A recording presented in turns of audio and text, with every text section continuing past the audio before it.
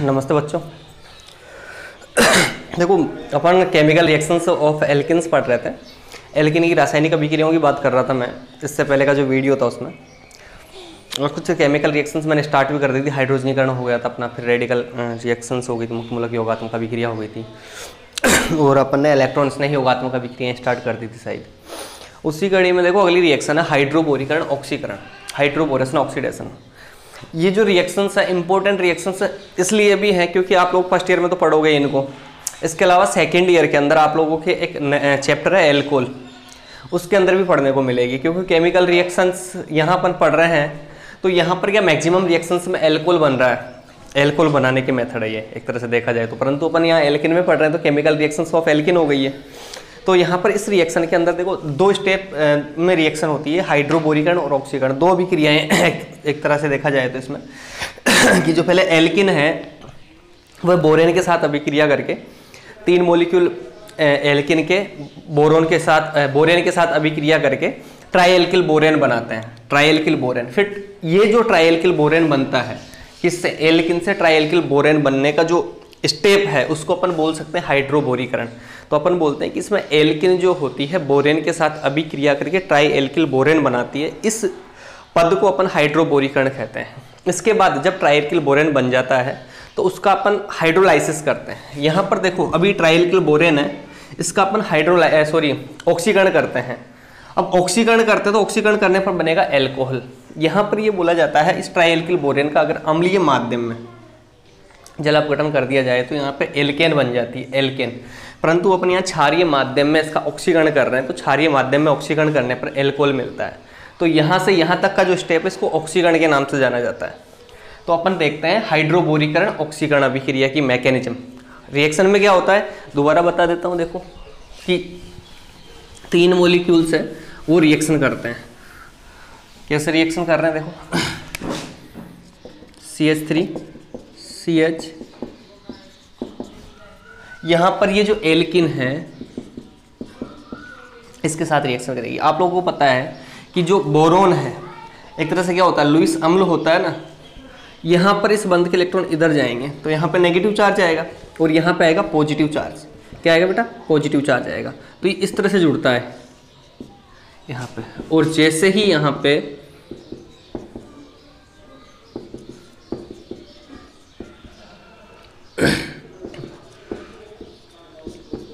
इस पे negative charge आया तो बोरोन पे आएगा नेगेटिव चार्ज। ठीक है, नेगेटिव चार्ज आ गया। अब क्या होगा, यहाँ पर नेगेटिव चार्ज आएगा तो जो H है वो अपना इलेक्ट्रॉन लेके इस पे हाइड्रोजन पे इस कार्बन पे ट्रांसफर हो जाता है। इस तरह से यहाँ पे इसमें हाइड्रोजन और बोरोन जुड़ जाता है देखा जाए तो इस तरह से BH2। अब ये आगे 2 बार और रिएक्शन करेगा ये वाला। क्या एक तरह से अपन मैकेनिज्म लिख सकते हैं यहाँ पे, क्रियाविधि हो गई एक तरह से देखा जाए तो। क्रियाविधि है कौन से स्टेप की, पहला जो स्टेप था अपना हाइड्रोबोरीकरण, उसकी मैकेनिज्म हो गई है हाइड्रोबोरीकरण। इसमें क्या हुआ कि जो एल्किन है HBH2 के साथ जुड़ता है, जैसे यहाँ पर ये जुड़ेगा तो इसका नेगेटिव चार्ज खत्म हो जाएगा और इस पर BH2 जुड़ जाएगा। अब ये बोरोन है, 2 और यहाँ पर एल्किन के मॉलिक्यूल्स आ सकते हैं, यहाँ पे जुड़ेंगे 2 एल्किन के मॉलिक्यूल। एक तरह से यहाँ पर 2 टाइम्स और रिएक्शन हो सकती है और जुड़ के यहाँ पे क्या बना लेगा, इससे ट्राइएल्किल बोरेन बन जाएगा। ये ऐसे ही रिएक्शन होगी और ये बोरोन लग गया। इसको अपन क्या बोल रहे हैं बेटा, ट्राइएल्किल बोरेन बोल रहे हैं, ट्राइएल्किल बोरेन। तो ये जो अभिक्रिया है इसको अपन बोल देंगे हाइड्रोबोरीकरण, क्योंकि यहाँ पे बोरोन जुड़ चुका। तो बोरोन जब जुड़ जाता है इसको अपन ने क्या बोला, हाइड्रोबोरीकरण। तो इस अभिक्रिया के अंदर ये स्टेप होने के बाद अपन जो अगला स्टेप है उसकी मैं बात करूंगा। तो इसमें मेरे हिसाब से कोई डाउट होना नहीं चाहिए कैसे कैसे जुड़ता है। आपको पता है कि जो बोरोन होता है BF3 हो गया, जैसे BH3 हो गया, ये सब के सब क्या होते हैं, लुईस एसिड होते हैं। इसके पास वैकेंट फ्री ऑर्बिटल प्रेजेंट होता है, उसके अंदर ये इलेक्ट्रॉनों को लेता है जिससे इस पर नेगेटिव चार्ज आ जाता है। जैसे आप लोग पढ़ते थे ना AlCl3+Cl- तो AlCl4 हो जाता था कि नहीं हो जाता था, वैसे ही यहाँ पे तो ये BH2 के साथ इस पर कोई भी नेगेटिव स्पीसीज जुड़ती है तो यहाँ पर जैसे सोडियम बोरोहाइड्राइड पढ़ते हो नहीं पढ़ते हो आप लोग, जैसे BH3 होता है H माइनस जुड़ता है इसमें तो BH4 माइनस बन जाता है ये। तो अब ये भी क्या देता है, H माइनस देता है ना, तो यहाँ पर इस तरह से H माइनस दे रहा है ये। तो ये स्टेप हुआ, इसको अपन क्या बोलते हैं, हाइड्रोबोरीकरण बोलते हैं। अब इसका जो अगला स्टेप है ऑक्सीकरण, उसकी मैं बात करूँगा आप लोगों के लिए। ऑक्सीकरण में क्या होता है देखो ऑक्सीकरण कैसे होता है, ऑक्सीकरण की मैकेनिज्म की बात करूँगा मैं। तो ये स्टेप अपना हाइड्रोबोरीकरण होगा। इसके बाद इसका ऑक्सीकरण जो होता है वो देखो कैसे होगा।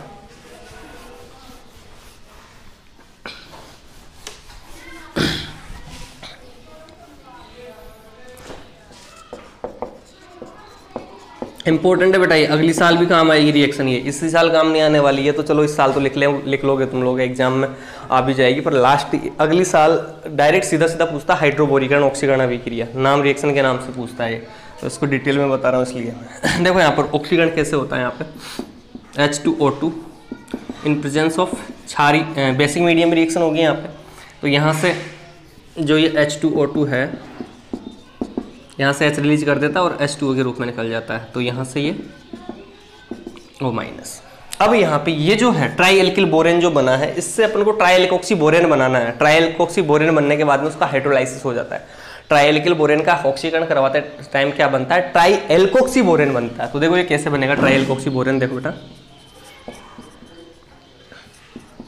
एक बार मैं लिख रहा हूँ यहाँ पे ओनली।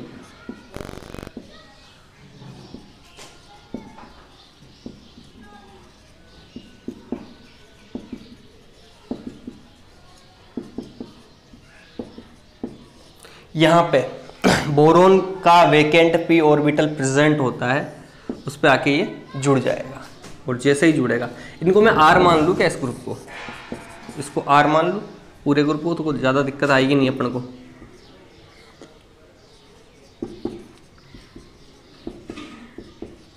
अब देखो यहाँ पे माइग्रेशन होता है, कार्बन टू ऑक्सीजन माइग्रेशन होता है। कैसे कार्बन टू ऑक्सीजन माइग्रेशन होता है कि इस बंध के दोनों इलेक्ट्रॉन ये लेके जाएगा। तो कार्बन से ऑक्सीजन पे जाएगा ना, तो इसको अपन बोलते हैं कार्बन टू ऑक्सीजन माइग्रेशन। क्या बोलते हैं, कार्बन टू ऑक्सीजन माइग्रेशन, इस तरह से। और ये इस तरह से बाहर निकल जाता है। तो यहां से ये बाहर निकला RB, और यहां पर ये OR।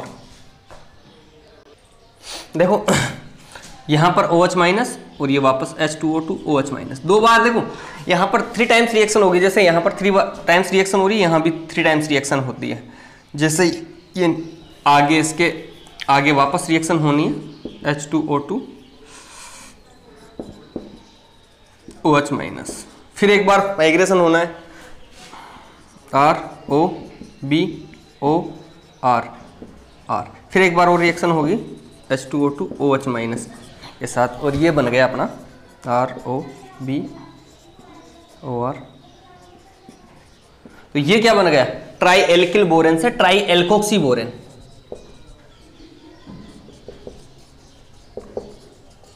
ट्राई एल्कोक्सी बोरेन बन गया।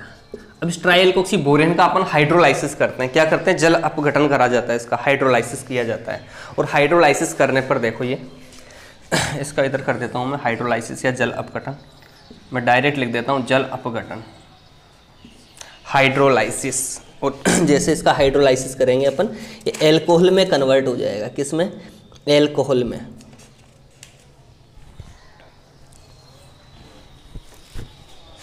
क्षारीय माध्यम में इसका जल अपघटन करते हैं अपन। तो यहाँ पर देखो ये बन जाता है। इस R को मैं पूरा लिख देता हूँ, CH3 CH2, यहाँ ये H एक तरह से ऐसे ही तो था, और यहाँ पे CH2 है, और यहाँ पे R पे OH, ये ROH ये यहाँ से टूटता है एक तरह से देखा जाए तो, ये यहाँ से ब्रेक होते हैं, ये यहाँ पे H और ये OH B के साथ आ गए 3। तो यहाँ पे देखो ये OH लग गए, H3BO3 बन गए। अब आप लोग देखो यहाँ पे इस पूरी रिएक्शन में ओवरऑल हुआ क्या है कि इसमें एक वाटर का एडिशन हुआ, जल के अणु का योग हुआ। इसमें क्या हुआ, जल के अणु का योग, H और OH, एक तरफ H लग गया और एक तरफ OH लग गया। अगर देखा जाए ओवरऑल इस अभिक्रिया में देखें तो वाटर का जो एडिशन है वो एंटी मार्कोनिकॉफ का जल के अणु का योग होता है, मार्कोनिकॉफ नियम के विपरीत। तो यहाँ पर अपन क्या बोलते हैं, जल के अणु का योग होता है, और जो जल के अणु का योग होता है वो मार्कोनिकॉफ नियम के विपरीत होता है। इसलिए अपन यहाँ पर बोल सकते हैं एंटी मार्कोनिक ऑफ एडिशन होती है। तो ये अभिक्रिया थी अपनी हाइड्रोबोरेशन ऑक्सीडेशन रिएक्शंस। पहले अपन ने क्या करवाया, इस अभिक्रिया में हाइड्रोबोरीकरण करवाया, उसके बाद में हाइड्रोबोरीकरण करने के बाद में ऑक्सीकरण करवा दिया, तो इसको अपन बोलते हैं हाइड्रोबोरीकरण ऑक्सीकरण अभिक्रिया। ठीक है, अब देखो इसमें रिएक्शंस में पूछा क्या जाता है और कैसे अपने इसके प्रोडक्ट बनाते हैं, कुछ एग्जाम्पल्स हैं उनको सोल्व कर लेते हैं अपन। इसमें आप लोगों को सिर्फ एक याद रखनी है, एक बात याद करनी है, ट्रिक बता देता हूँ कि किस तरह से अपने यहाँ पे रिएक्शन को सोल्व करते हैं। देखो इस तरह से रिएक्शन पूछा जाए CH3CH, इसी को अपन सोल्व करते हैं इस तरह से। यहाँ पे B2H6 के साथ THF देगा, ये सॉल्वेंट होता है THF टेट्राहाइड्रोफ्यूरिन। तो ये स्टेप तो होगा क्या इसमें, जैसे A और B पूछ ले मान लो, तो यहाँ पे A तो क्या बन गया तुम्हारा ट्राइएल्किल बोरेन, और B अब जब बनेगा H2O2 OH माइनस के साथ। अब देखो यहाँ पे अब रिएक्शन ऐसे देगा, वो तीन तीन मॉलिक्यूल्स के साथ रिएक्शन होती है, पर तीन नहीं देगा तो कन्फ्यूजन नहीं होना, तीन के साथ ही रिएक्शन करनी है अपन को, एल्कोहल बनाना है। तो ये बोला जाता है बोरोन वहाँ जहाँ भीड़ कम।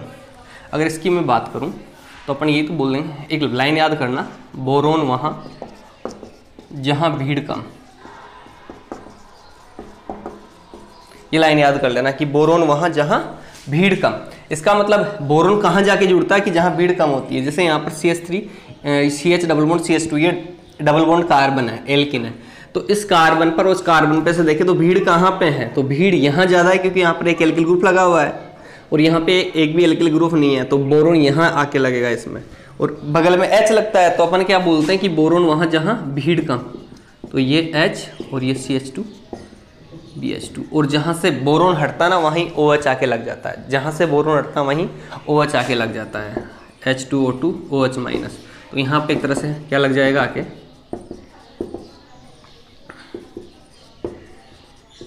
H और OH। इस तरह से रिएक्शंस को अपन सोल्व कर लेते हैं। कुछ एग्जांपल्स और है, जैसे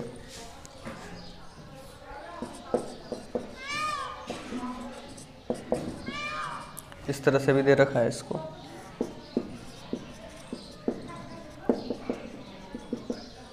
डायरेक्ट प्रोडक्ट बना रहा हूँ अब मैं, 2O2 OH माइनस। देखो यहाँ पे तो अपन क्या बोलते हैं, बोरोन वहाँ जहाँ भीड़ कम, तो भीड़ कम यहाँ है, तो यहाँ पे तो OH लगेगा और यहाँ पे H लग जाएगा आके, तो इसका जो आंसर है वो क्या हो जाएगा,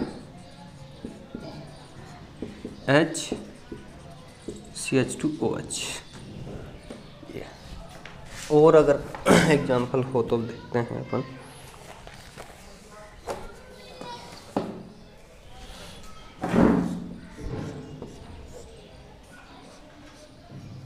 जैसे ये है, यहाँ पे अपन को रिएक्शन को सोल्व करना है,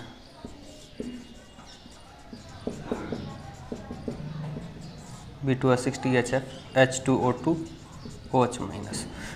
तो H कहाँ लगता है इसमें, देखो H यहाँ लगेगा और OH यहाँ लगेगा। यहाँ तो भीड़ ज़्यादा ना, पूरा का पूरा ग्रुप लगा हुआ है एक तरह से देखा जाए तो।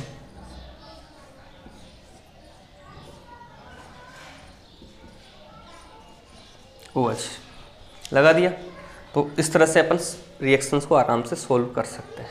तो ये अपनी रिएक्शन थी हाइड्रोबोरेशन ऑक्सीडेशन, ठीक है, हाइड्रोबोरीकरण ऑक्सीकरण अभिक्रिया। अगले साल भी पूछी जाएगी, बहुत इंपॉर्टेंट रिएक्शंस थी हाइड्रोबोरीकरण ऑक्सीकरण, कैसे भी पूछ ले आप लोगों को आंसर देना आना चाहिए, ठीक है। देखो अगली रिएक्शन अपनी ऑक्सी मर्क्यूरीकरण विमर्क्यूरीकरण अभिक्रिया, ठीक है, OM-DM रिएक्शन बोलते हैं उसको। जैसे हाइड्रोबोरेशन ऑक्सीडेशन पढ़ा था अपन ने, वैसे ये रिएक्शन है 12th क्लास में आप लोग पढ़ के आए होंगे। तो ये बोला जाता है कि जो एल्किन होती है वो मर्क्यूरिक एसीटेट के साथ अभिक्रिया करके हाइड्रोक्सी मर्क्यूरी यौगिक बनाते हैं। ये भी दो स्टेप में हो रही है। तो पहला तो हो रहा है ऑक्सी मर्क्यूरीकरण, पहले मर्क्यूरिक एसीटेट इसमें जुड़ता है तो इसको ऑक्सी मर्क्यूरीकरण बोलते हैं, फिर मर्क्यूरी को हटा देते हैं तो उसको डीमर्क्यूरेशन या विमर्क्यूरीकरण के नाम से जाना जाता है। तो ये बोला जाता है कि जो एल्किन है मर्क्यूरिक एसीटेट के साथ अभिक्रिया करके हाइड्रोक्सी मर्क्यूरी यौगिक बनाते हैं। ये जो स्टेप होता है इसको ऑक्सी मर्क्यूरीकरण अभिक्रिया कहते हैं। फिर जो ऑक्सी मर्क्यूरीकरण होता है उसका अपन यहाँ पे सोडियम बोरोहाइड्राइड के द्वारा रिडक्शन कर देते हैं, सोडियम बोरोहाइड्राइड के द्वारा अपचयन करके उस मरकरी को हटाते हैं। तो वह जो स्टेप होता है उसको विमर्क्यूरीकरण के नाम से जाना जाता है। तो इस अभिक्रिया को OM और DM के नाम से जाना जाएगा। ओवरऑल अगर इसमें भी मैं बोलूं तो लास्ट में अपन देखेंगे कि इसमें भी H और OH जल के अणु का योग होगा। एक तरह से एक जल के अणु का योग होता है, H और OH जुड़ता है, और इसमें H और OH जो होता है वो मार्कोनिकॉफ के अनुसार जुड़ता है इसमें, कि H और OH जोड़ना है ओवरऑल। अब देखो इसमें रिएक्शन में क्या होता है, कैसे ये रिएक्शंस होती है। जैसे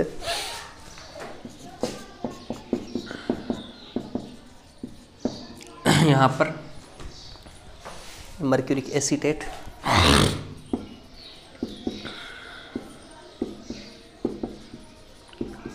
ये मर्क्यूरिक एसीटेट हो गया। इसकी उपस्थिति में जल के अणु का योग होता है इसमें।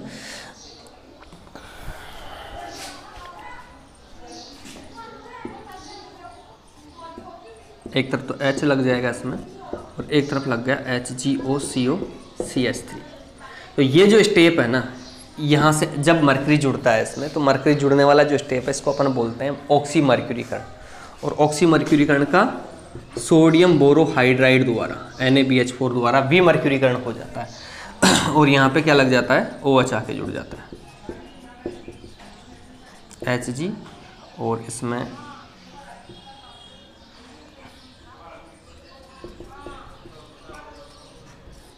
इस तरह से ही, क्योंकि यहाँ पर क्या होता है, रिडक्शन होता है, रिडक्शन होकर मरकरी हटती है, इसलिए इसको अपन क्या बोल देते हैं, विमर्क्यूरीकरण। यहाँ पे सोडियम बोरोहाइड्राइड का Na आता भाई, और इसमें BH3 और आ जाएगा। ये रिएक्शन होती है। ये पहले स्टेप को अपन बोलते हैं ऑक्सीमर्क्यूरीकरण, OM बोलते हैं, और इसको बोला जाता है DM। ठीक है। इसकी मैकेनिज्म की अगर मैं बात करूं तो आप लोग आराम से देख सकते हो, इसकी क्रियाविधि को आराम से समझ सकते हैं अपन। देखो कैसे रिएक्शन होती है ये। देखो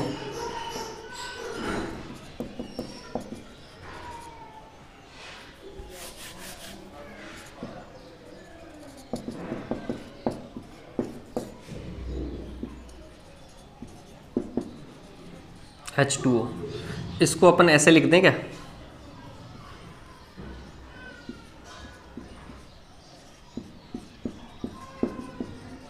COCH3। यहाँ पर देखो इस बंद के इलेक्ट्रॉन ये लेके निकलता है, तो मरकरी पे कौन सा चार्ज आएगा, पॉजिटिव चार्ज आएगा, HgOCOCH3। एक तरह से अपना ये इलेक्ट्रोफाइल बन गया है, इलेक्ट्रोफाइल बना लिया अपन ने। यहाँ से ये OH आ जाएगा और OH माइनस। अपना ये जो इलेक्ट्रोफाइल है इसका एड होगा किस पे, डबल बॉन्ड कार्बन पर। देखो यहाँ पे, और अपन को पता है कि अपनी जो रिएक्शन जो होती है ना, उसके अंदर ये साइक्लोमर्क्यूरिक आयन बना लेता है। क्या बना लेता है, साइक्लोमर्क्यूरिक आयन। इस तरह से रिएक्शन होती है बेटा, HgOCOCH3 इस तरह से। अब इसमें OH माइनस है। अब इसमें देखो अटैक जो होता है ना, इसमें एंटी एडिशन होता है, H और OH का है अगर बोले तो। OH का इधर से बैक साइड अटैक होगा, यहाँ पर पॉजिटिव चार्ज है, इस बंद के इलेक्ट्रॉन यहाँ, तो इस तरह से ये HgOCOCH3 और यहाँ पे लग गया OH। तो ये जो स्टेप है ना, ये ऑक्सीमर्क्यूरीकरण अभिक्रिया का स्टेप है। इसमें हुआ क्या, ऑक्सीमर्क्यूरीकरण हुआ। अब अगला जो स्टेप है, उस अगले स्टेप में अपन करवा देते हैं मर्क्यूरेशन, डीमर्क्यूरेशन। अब डीमर्क्यूरेशन के अंदर अपन क्या करवाते हैं कि ये जो मरकरी है इसको हटाएंगे अपन, यहाँ से इस मरकरी को हटाएंगे। देखो एक मिनट भाई, देखो यहाँ पे ऑक्सीमर्क्यूरीकरण हो गए। अब इसमें विमर्क्यूरीकरण,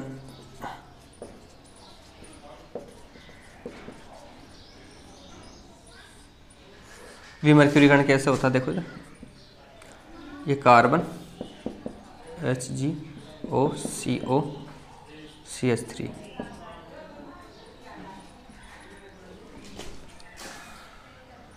ये सोडियम बोरोहाइड्राइड, सोडियम बोरोहाइड्राइड के द्वारा अपन हाइड्रोलाइसिस करते हैं। देखो यहाँ पे से ये बॉन्ड ब्रेक होगा इसमें, यहाँ से, इसको बोला जाता है हाइड्रोजिनोलाइसिस। क्या बोला जाता है, हाइड्रोजिनोलाइसिस। हाइड्रोलाइसिस तो जलापकड़न को बोलते हैं, और इसको क्या बोलते हैं कि जब किसी धातु के साथ कार्बन का बॉन्ड ब्रेक होता है, इसको बोला जाता है हाइड्रोजिनोलाइसिस। तो मरकरी धातु अपनी और मरकरी धातु है, तो ये यहाँ से बॉन्ड ब्रेक होगा और बॉन्ड ब्रेक होके यहाँ पे OH है ही, ये वाला देखो Hg, इस वाले बंद के इलेक्ट्रॉन ऊपर की साइड जाते हैं, ये Hg अलग हो गया, CO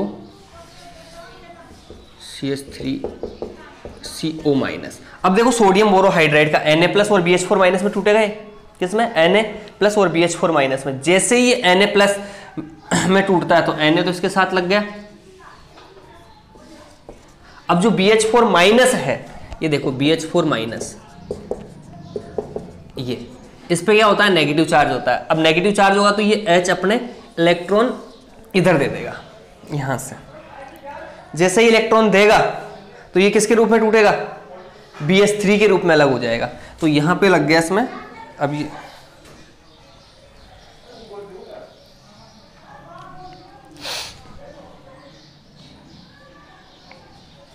H लग गया, H और OH जुड़ गया इसमें, और ये BH3 भी अलग हो गया।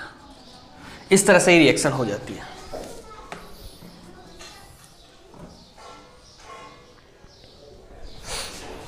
ठीक है, यहाँ पे ये ना टेक थोड़ा ऐसे नहीं होता भाई, यहाँ से ये बॉन्ड ब्रेक होता है और बॉन्ड ब्रेक होकर H ऊपर की साइड लगा देना। एंटी एडिशन होता है इसमें ना, H और OH का एंटी एडिशन होता है।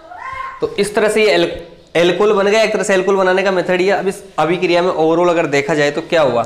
वाटर मॉलिक्यूल का एडिशन हुआ है। वाटर मॉलिक्यूल का जो एडिशन होता है मार्कोनिकॉफ नियम के अनुसार होता है। मैंने क्या यहाँ पर सिमेट्रिकल एल्किल ले ली तो इसमें पता ही नहीं चला कि कैसे कैसे जुड़ा। आप लोग जब भी दूसरा अपना रिएक्टेंट लेते हैं अभी और उससे रिएक्शन करके देख लेते हैं, तो ये अभिक्रिया होती है। पहला स्टेप तो ऑक्सीमर्क्यूरीकरण और दूसरा स्टेप विमर्क्यूरीकरण होता है। इसके अंदर कि सोडियम बोरोहाइड्राइड के द्वारा रिडक्शन होकर इसमें क्या बन जाता है?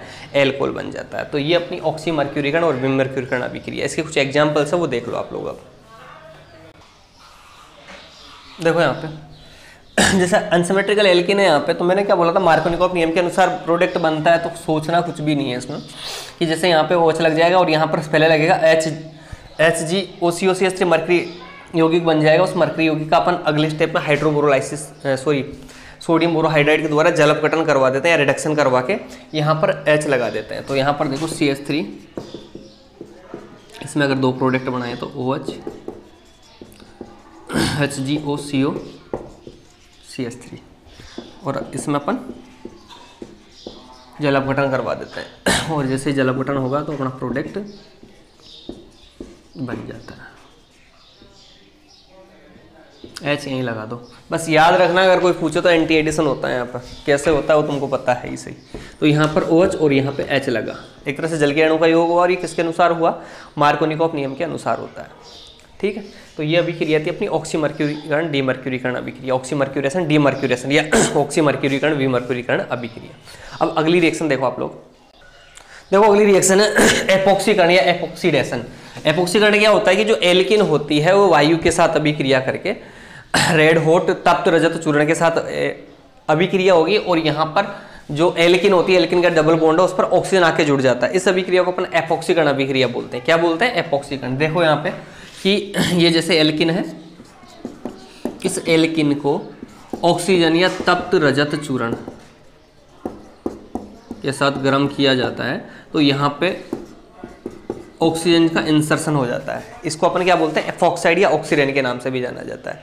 ये बोला जाता है कि इसका जो एपॉक्सीकरण है, अगर यहाँ पर अम्लों की उपस्थिति में करवा दे। किसकी उपस्थिति में? पर अम्लों की उपस्थिति में अगर इसका एपॉक्सीकरण करवा दे, और एपॉक्सीकरण होता भी है वहां पे, मतलब एक तरह से कार्बन डबल बॉन्ड कार्बन पर ऑक्सीजन इंसर्ट हो जाती है, उस अभिक्रिया को पिरलेस्चु अभिक्रिया बोलते हैं। क्या बोलते हैं बेटा? पिरलेस्चु अभिक्रिया। जैसे यहाँ पर अगर ये अभिक्रिया है, मान लो पर अम्ल का मतलब तो जानते होंगे आप लोग, मैंने शायद बता दिया होगा या नहीं बताया, तो CH3 CH double bond CH2, एक ऑक्सीजन एक्स्ट्रा आ जाता है, उसको अपन बोलते हैं पर अम्ल। जैसे यहाँ पर ये है ना C6H5 COOH, तो इसमें एक ऑक्सीजन एक्स्ट्रा आ जाता है, इसको बोला जाता है पर बेंजोइक एसिड। तो यहाँ पर अम्ल है ये, जैसे मैंने यहाँ पर ले लिया पर अम्ल C6H5COOH, ये पर अम्लों की उपस्थिति में जब अभिक्रिया करवाई जाती है यहाँ पे, तो यहाँ पे क्या हो जाता है, ये ऑक्सीजन इंसर्ट हो जाता है। बनने में तो इपॉक्साइड ही बना है, परंतु इस अभिक्रिया का नाम क्या है, पिरलेस्चु अभिक्रिया। क्या है इसका नाम, पिरलेस्चु अभिक्रिया।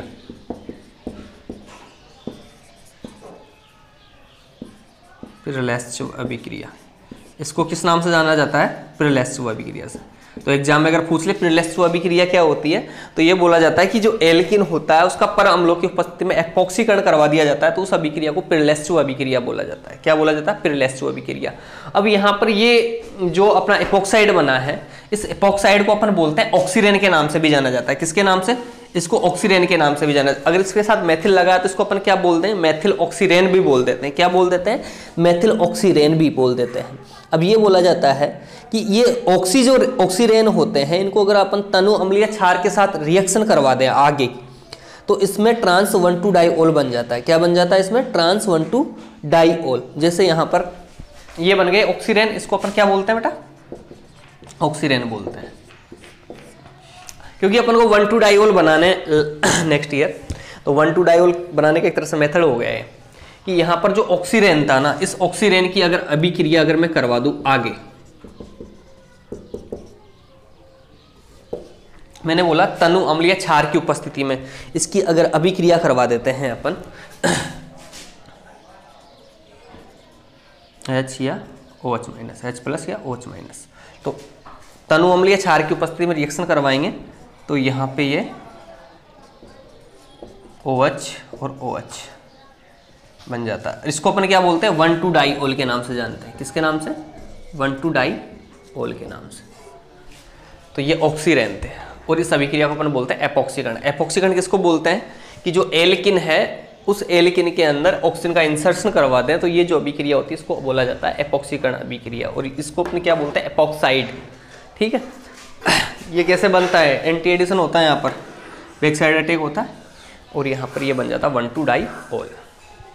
ठीक है, अगली रिएक्शन देखो आप लोगों, देखो अगली रिएक्शन अपनी ओजोनी अपघटन, ओजोनोलाइसिस। देखो ये रिएक्शन आप लोग अच्छे से पढ़ के आए होंगे, ओजोनी अपघटन अभिक्रिया। यहाँ मैं आप लोग को अच्छे से बता देता हूँ ओजोनी अपघटन क्या होती है। ये बोला जाता है एल्किन की अभिक्रिया अक्रिय विलायकों या के साथ ओजोन के साथ करवाते हैं तो ओजोनोइड बनता है, और उस ओजोनाइड का अपन आगे हाइड्रोलाइसिस करवा देते हैं। हाइड्रोलाइसिस करवाने पर आगे अपने क्या बनते हैं, तो कार्बोनिल कंपाउंड बनते हैं। ठीक है, अब हाइड्रोलाइसिस ओजोनाइड का किससे के साथ करवाते हैं, उस आधार पर उसके अलग अलग प्रकार के प्रोडक्ट बनते हैं। तो इस अभिक्रिया को बोला जाता है ओजोनी अपघटन। देखा जाए तो इस तरह से रिएक्शन बनती है, सीधी सीधी ओजोनी अपघटन रिएक्शन आप लोगों ने अच्छे से पढ़ा है। ये लो, और सीधा ए फॉर एप्पल बनाया होगा, ये क्या बन गया, ओजोनोइड बन गया, ओजोनोइड। और इस ओजोनोइड का आगे आप लोग जल अपघटन करवाते हो अलग अलग प्रकार के जो सॉल्वेंट्स होते हैं उनके साथ, और यहाँ पर क्या बनवा देते हो, कार्बोनिल। जैसे यहाँ पर इस ओजोनोइड को जिंक के साथ अपघटित करवाकर कार्बोनिल यौगिक बना सकते हैं अपन। इस तरह से तीर चलाए होंगे आप लोगों ने, ये कार्बोनिल बन गया। अब इसकी जो मैकेनिज्म है ना वो बड़ी इंटरेस्टिंग है।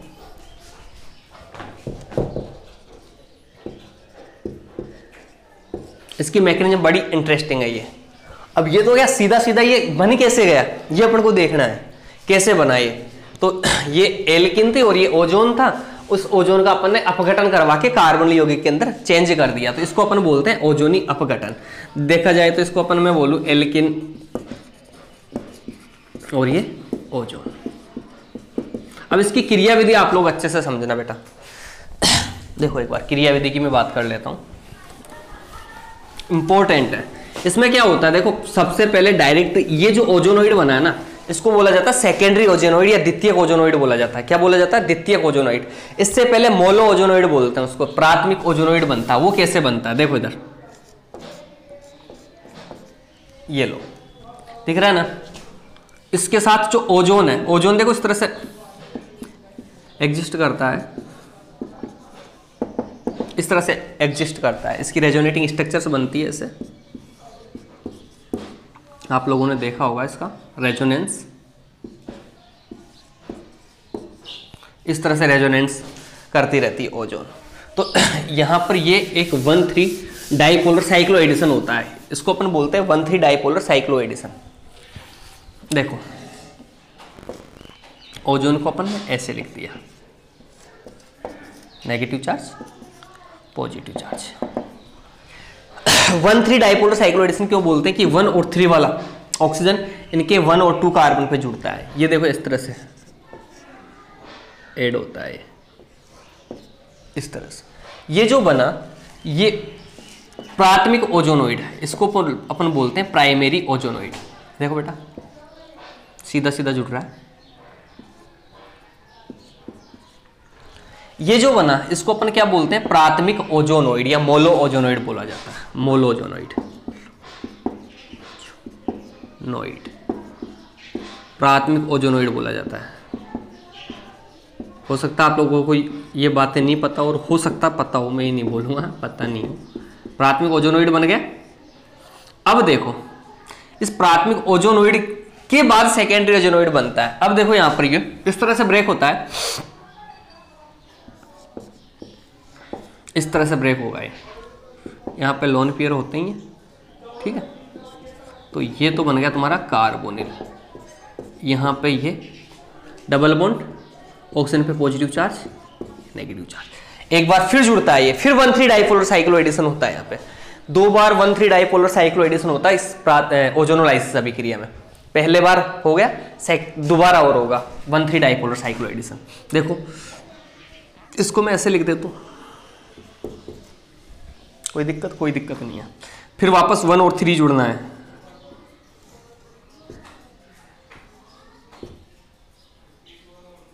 इसको ऐसे कर देते हैं। तो देखना कार्बन ऑक्सीजन दोनों के बीच का बॉन्ड ब्रेक हो ही चुका है। यहाँ पे ऑक्सीजन, यहाँ पे ऑक्सीजन और ये वाला बॉन्ड बन गया। ये जो बना ये तुम्हारा द्वितीयक ओजोनोइड है। जो आप लोग डायरेक्ट पढ़ते हो ना वो ऐसे बनता है द्वितीयक ओजोनोइड। सोच रहे हो सर आपने इतना बड़ा क्यों बनना बता दिया है, तो छोटा सा ही डायरेक्ट बना लेना है, तो बनाना आता आप लोगों को। सेकेंडरी ओजोनोइड द्वितीयक ओजोनोइड। अब इसका अपन क्या करवा देते हैं, हाइड्रोलाइसिस करवा देते हैं। अब ये बोला जाता है हाइड्रोलाइसिस किसकी उपस्थिति में करवाया जाता है, उसके आधार पर। जैसे अगर सोडियम बोरोहाइड्राइड या लिथियम एल्यूमिनियम हाइड्राइड अगर अपन लेते हैं इसका हाइड्रोलाइसिस करवाने, तो वो एल्कोहल में कन्वर्ट कर देते हैं। कि पहले तो कार्बोनिल मिलता है,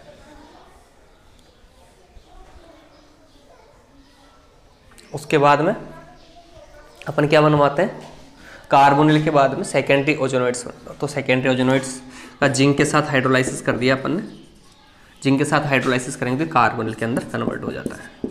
तो इसकी ये मैकेनिज्म इस तरह से दी जाती है, ठीक है, ओजोनोलाइसिस की। अब इसमें देखो कुछ क्वेश्चंस पूछे जाते हैं, वह कैसे अपन इसको आराम से समझ सकते हैं, ठीक। उन क्वेश्चंस को पूछो। देखो एग्जाम में कैसे क्वेश्चन पूछे जाते हैं कभी कभी, ट्रिक है इसकी। बेटा दो इसको, मैं समझ में आ गया होगा मेरे हिसाब से। देखो सबसे पहले तो ये क्या है, 1,3 डाइपोलर साइक्लो एडिशन हुआ है, इसमें 2 बार 1,3 डाइपोलर साइक्लो एडिशन होता है, 1,3 योग होता है। यहाँ पर भी 1,3 योग हुआ, 1,3 डाइपोलर साइक्लो एडिशन हुआ। ये ओजोन है तुम्हारा, रेजोनेंस करके इस तरह से पहले मोलो ओजोनोइड बनाता है या प्राथमिक ओजोनोइड बनाता है, उसके बाद में ये द्वितीयक ओजोनोइड बनाता है, सेकेंडरी ओजोनोइड बनाता है। ये तुम्हारे कार्बोनिल है। अब देखो आप लोग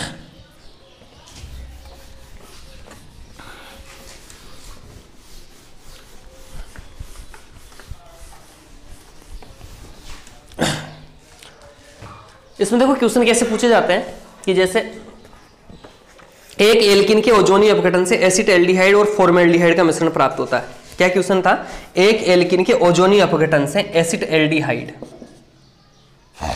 CH3 CHO और फॉर्मेल्डिहाइड का मिश्रण प्राप्त होता है, फॉर्मेल्डिहाइड।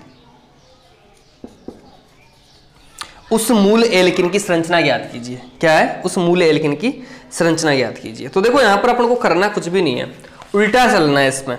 उल्टे का मतलब कैसे, प्रोडक्ट कैसे होना है। देखो करना क्या है, यहां से इन दोनों ऑक्सीजन को हटाओ और इस बॉन्ड को बना दो, तो ये जो मूल एल्किन है वो बन जाएगी तुम्हारी।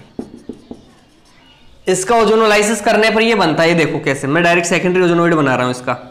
ये O3, तो ओजोनोलाइसिस करेंगे अपन। तो ओजोनोलाइसिस करवाने पर देखो क्या बनता है तुम्हारा, यहाँ से दोनों डबल बॉन्ड ब्रेक होते हैं। मैं डायरेक्ट बना रहा हूँ भाई सेकेंडरी ओजोनोइड, प्राइमरी नहीं बनाया मैंने, सेकेंडरी बना दिया। ये यहाँ से ब्रेक हुआ, ये यहाँ से ब्रेक हुआ, और जैसे जिंक और H2O के साथ हाइड्रोलाइसिस करवा देते हो आप, तो क्या बन गया तुम्हारा ये,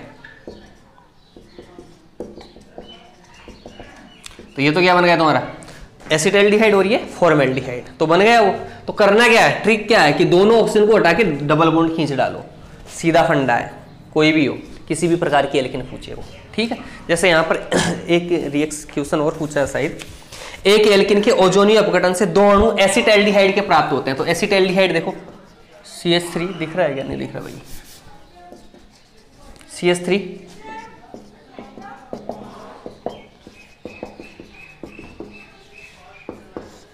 ये लो, दोनों ऑक्सीजन को हटा दिया और दोनों ऑक्सीजन को हटा के CH3 CH double bond CH3, ये 2 ब्यूटेन बन गई। क्या बन गई बेटा, 2 ब्यूटेन। तो कोई भी क्वेश्चन पूछे, करना क्या, दोनों ऑक्सीजन को हटा के डबल बॉन्ड खींच देना है, वही अपनी मूल एल्किन होती है, ठीक है। अब आप लोग ये बताना मुझे, उस एल्किन की मूल संरचना ज्ञात करिए जिसके ओजोनीय अपघटन से दो अणु एसीटोन के प्राप्त होते हैं। किसके, एसीटोन के दो अणु कौन सी एल्किन से प्राप्त हो रहे हैं, तो उस एल्किन का नाम बताना भाई मुझे, है ना आप लोग। किसके, एसीटोन के दो अणु अगर प्राप्त होते हैं, CH3CO CH3, कोई एल्किन थी, उस एल्किन का ओजोनोलाइसिस करवाया गया और उसके से दो अणु अपन को किसके मिल गए, एसीटोन के, तो वो एल्किन का नाम बताना आप लोगों को, ठीक है। तो ओजोनोलाइसिस अपनी कंप्लीट हो गई। अगली रिएक्शन देखो आप लोग, अब देखो अगला रिएक्शन है जल योजन या एल्किन पर जल का योग, कि किसी भी एल्किन पर जल के अणु का योग कैसे करवाते हैं अपन। तो ये बोला जाता है कि एल्किन जो होती है वो किसी भी अम्ल उत्प्रेरक की उपस्थिति में जल के अणुओं के साथ योग करके एल्केनोल बनाती है। क्या बनाती है, एल्केनोल। जैसे यहाँ पर इस तरह से रिएक्शन पूछी जाएगी, RCH डबल बॉन्ड CH2 और H2O को का योग करवाना इन प्रेजेंस ऑफ H2SO4। तो यहाँ पे इस तरह से रिएक्शन, कोई भी अम्ल उत्प्रेरक हो सकता है, यहाँ पर H2SO4 कोई जरूरी नहीं है, H2SO4 हो सकता है, H3PO4 हो सकता है, या H3PO4 ले सकते हैं, क्योंकि अम्ल की उपस्थिति में रिएक्शन होती है यहाँ पे, और रिएक्शन होके यहाँ पे क्या होता है, OH और H का योग होता है, जल के अणु का योग होता है। इसको अपन बोलते हैं एल्किन के जल के अणु। अब देखो ये योग होता कैसे है, इसको अपन आप आराम से समझ लेंगे।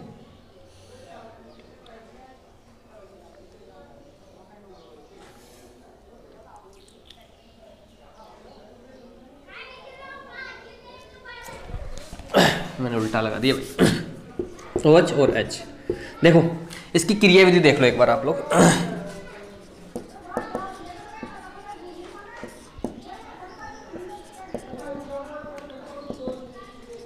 सबसे पहले H2SO4 या H3PO4 कुछ भी मिल सकता है अपने को, H प्लस HSO4 माइनस।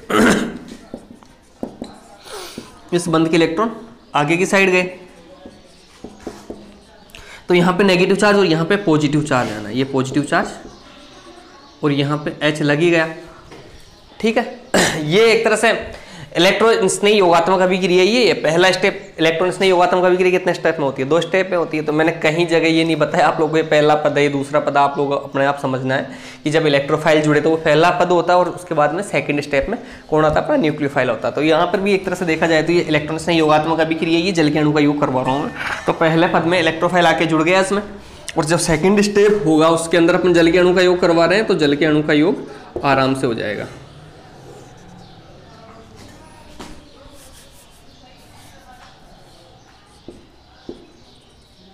यहाँ लोन फिर होते हैं, तो ये लोन फिर आके यहाँ लग जाएंगे।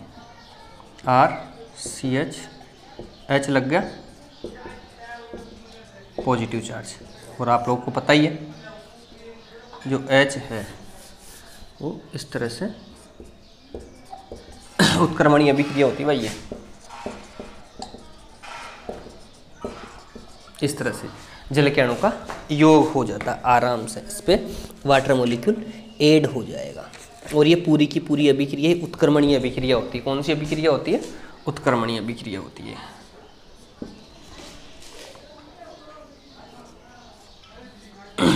इस तरह से जल का तो यहाँ पर जल योजन या एल्किन पर जल का योग, यह अभिक्रिया थी अपनी। ठीक है,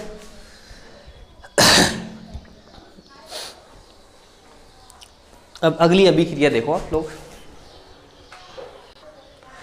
देखो अगली अभिक्रिया अपनी हाइड्रोक्सिलीकरण, हाइड्रोक्सिलेशन।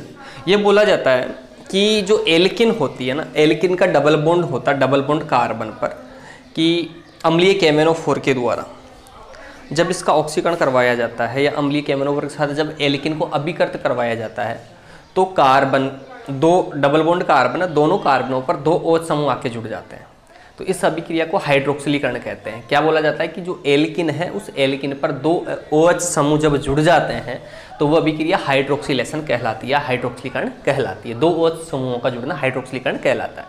और इस अभिक्रिया में क्या बनता है, प्रोडक्ट अपना 1,2-ग्लाइकोल बनता है। क्या बनता है अपना 1,2-ग्लाइकोल। तो यहाँ पर ये बोला जाता है कि ये जो अभिक्रिया ना, इसका उपयोग अपन जैसे 1% एल्कलाइन KMnO4 अगर ले लें तो उसको बेयर अभिकर्मक बोला जाता है। क्या बोला जाता है, बेयर अभिकर्मक। 1% एल्कलाइन KMnO4 की रिएक्शन अगर एल्किन के साथ करवा देते हैं अपन तो उसका गुलाबी रंग उड़ जाता है। तो इसका मतलब ये हुआ कि ये जो अभिक्रिया है सेचुरेशन देखने के लिए काम आती है, अनसेचुरेशन असंतृप्तता का परीक्षण करने के काम भी आता है। 1% एल्कलाइन KMnO4 को अपन क्या बोलते हैं, बेयर अभिकर्मक। और इसका उपयोग किसके में किया जाता है कि यहाँ पर ये इस अभिक्रिया के अंदर एल्किन है या नहीं है। तो देखो यहाँ पर ये बोला गया कि जो डबल बॉन्ड कार्बन है इसकी अभिक्रिया अगर अपन अम्लीय KMnO4 के साथ करवा देते हैं या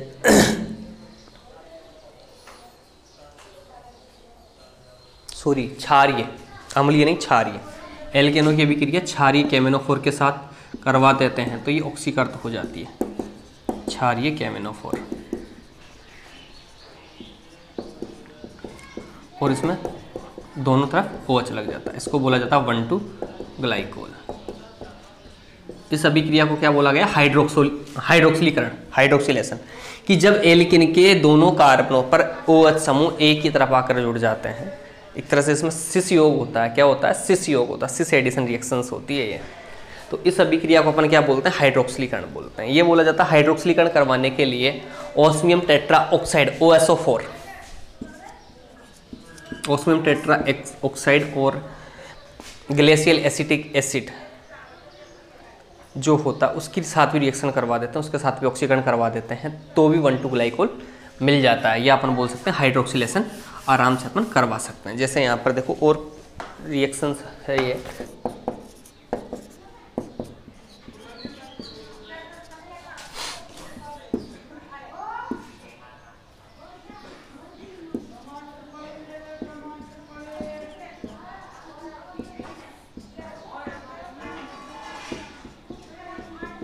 इसका आगे अपन जल अपघटन करवा देते हैं। क्या करवा देते हैं, जल अपघटन।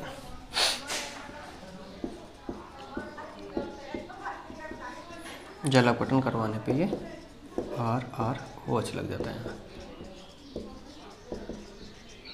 और ये बन जाता है H2OSO4। इस तरह से रिएक्शन हो जाती है। इसमें भी क्या एक तरह से डबल बॉन्ड कार्बन पर क्या लगा, दो OH ग्रुप लग गए और दो OH ग्रुप जब लग जाते हैं तो इसको अपन क्या बोलते हैं, हाइड्रोक्सिलीकरण अभिक्रिया बोलते हैं। कि जब डबल बॉन्ड कार्बन पर दो OH ग्रुप का जुड़ना क्या कहलाता है, हाइड्रोक्सिलीकरण अभिक्रिया कहलाता है। देखो इसकी अभिक्रिया अगर अपन ग्लेशियल एसिटिक अम्ल की उपस्थिति में भी करवाते हैं अपन,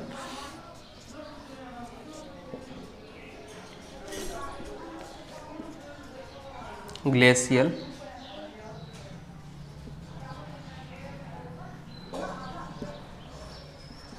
एसिटिक अम्ल ग्लेशियल एसिटिक अम्ल और H2O2, तब भी क्या बन जाता है अपना 1,2-ग्लाइकोल बन जाता है। ये रिएक्शन भी दे सकता है ग्लेशियल एसिटिक अम्ल 1,2-ग्लाइकोल। तो 1,2-ग्लाइकोल बनाने का मेथड था एक तरह से, इसको अपन बोलते हैं हाइड्रोक्सिलीकरण अभिक्रिया बोलते हैं। क्या बोलते हैं, हाइड्रोक्सिलेशन अभिक्रिया।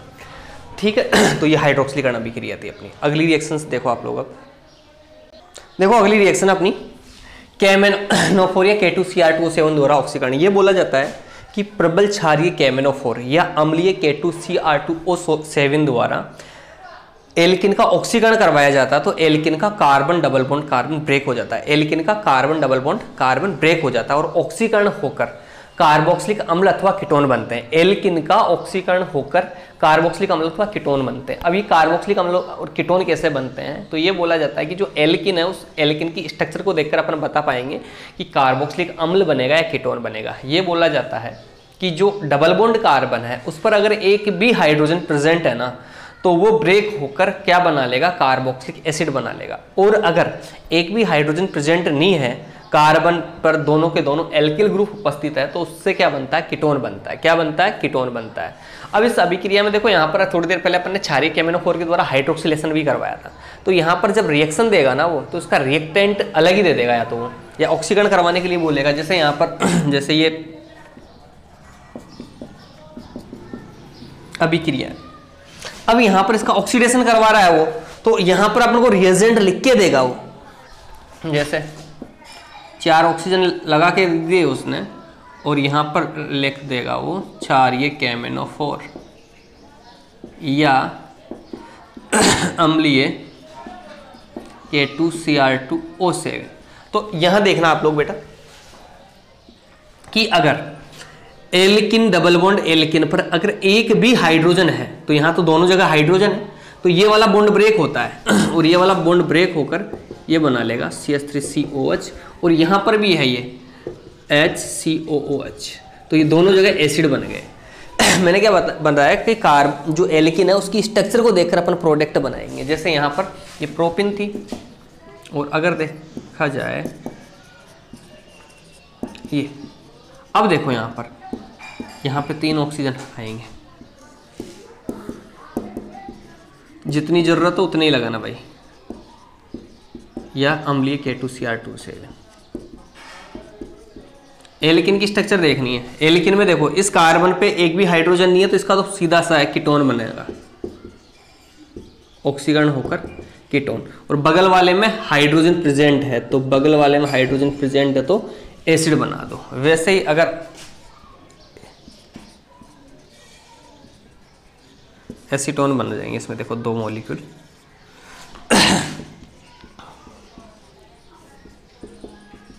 ऊपर से कोई भी आ सकता है, तो यहाँ पर 2 अणु किसके बन जाएंगे भाई, एसीटोन के। क्योंकि आप लोग देख रहे होंगे इस एल्किन में एक भी हाइड्रोजन प्रेजेंट नहीं है, और एक भी हाइड्रोजन प्रेजेंट नहीं होने की वजह से यहाँ पर प्रोडक्ट इस तरह से बनेगा। ठीक है, तो ये था अपना KMnO4 या K2Cr2O7 द्वारा ऑक्सीकरण और कुछ रिएक्शंस। अब इसके बाद है ना, मैं कुछ एग्जांपल्स आप लोगों को घर से सोल्व करने के लिए दे रहा हूँ।